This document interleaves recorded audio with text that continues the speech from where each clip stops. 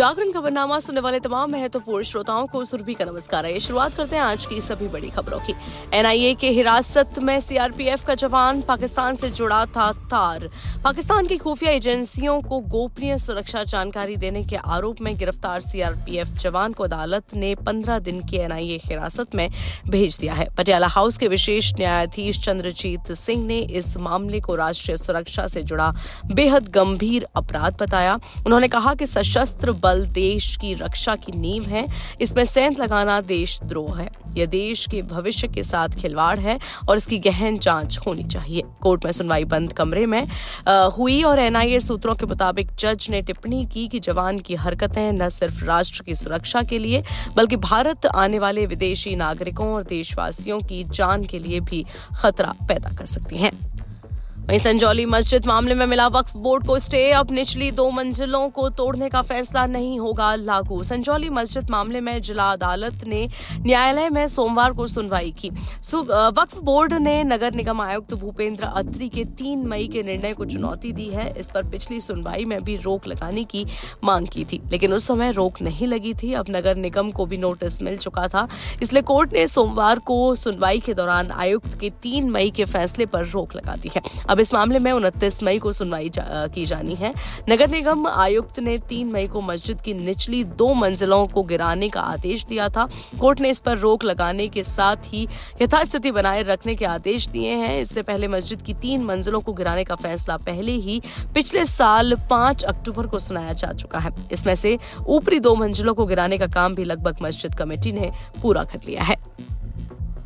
वहीं पीएम मोदी का आज गुजरात दौरा, 77,000 करोड़ की परियोजनाओं को दी सौगात। प्रधानमंत्री नरेंद्र मोदी सोमवार से शुरू हो रहे अपने गृह राज्य के 2 दिवसीय दौरे के दौरान गुजरात में 77,400 करोड़ रुपए से अधिक की परियोजनाओं का शुभारंभ उन्होंने आज किया। वह दाहोद में लोकोमोटिव विनिर्माण संयंत्र राष्ट्र को समर्पित किया और इलेक्ट्रिक लोकोमोटिव को हरी झंडी भी दिखाई।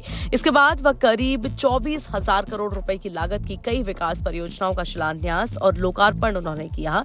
सोमवार शाम को मोदी भुज में 53,400 करोड़ रुपए से अधिक की लागत की कई विकास परियोजनाओं का शिलान्यास और लोकार्पण करेंगे।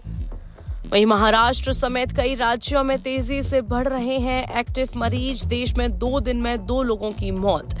देश में कोरोना के मामले एक बार फिर से बढ़ते नजर आ रहे हैं। केरल, कर्नाटक के बाद अब महाराष्ट्र में लगातार कोविड केस में इजाफा देखने को मिल रहा है।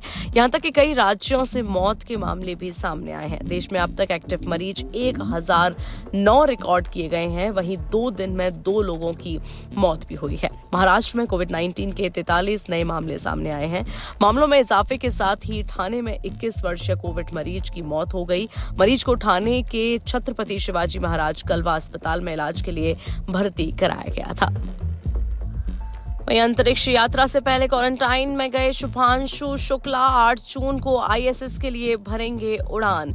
भारतीय अंतरिक्ष यात्री शुभांशु शुक्ला और एक्सियोम 4 मिशन के अन्य 3 सदस्य अंतरिक्ष यात्रा से पहले क्वारंटाइन में चले गए हैं। यह जानकारी अमेरिका की प्राइवेट अंतरिक्ष कंपनी एक्सियोम स्पेस ने रविवार को दी।